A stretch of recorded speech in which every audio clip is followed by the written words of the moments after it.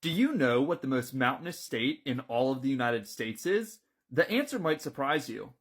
But first, how do we determine how mountainous a state actually is?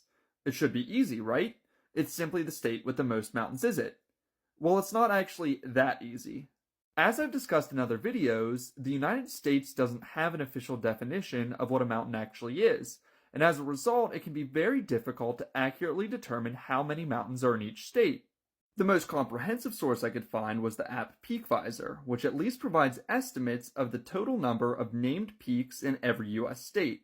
And according to their data, California far and away had the most named mountains with 8,008. Arizona had the second most named mountains with 4,166, which is roughly only half the number found in California. So, because it has the most named mountains, does this mean that California is the most mountainous state?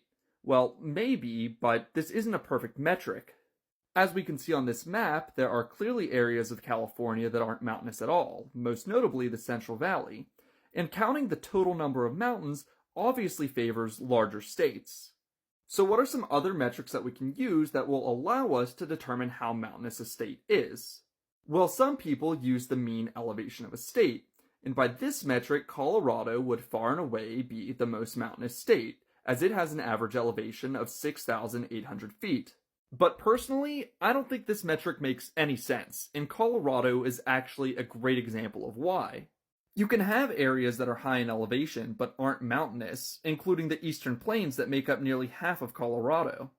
While on average, eastern Colorado has a high elevation, especially compared to Midwestern and eastern states, I don't think anybody would confuse this area as mountainous.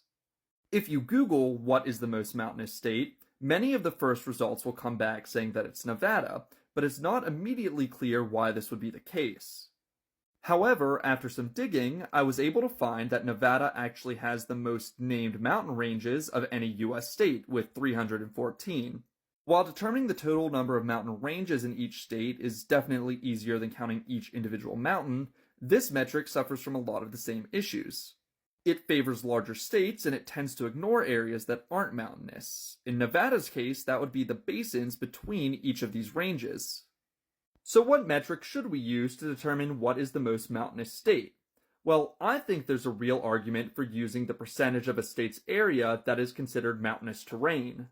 The United States Geological Survey has a metric that can be used to determine whether or not an area should be considered mountainous, and according to this definition, Vermont has the highest percentage of state area that is considered mountainous, at over 87%.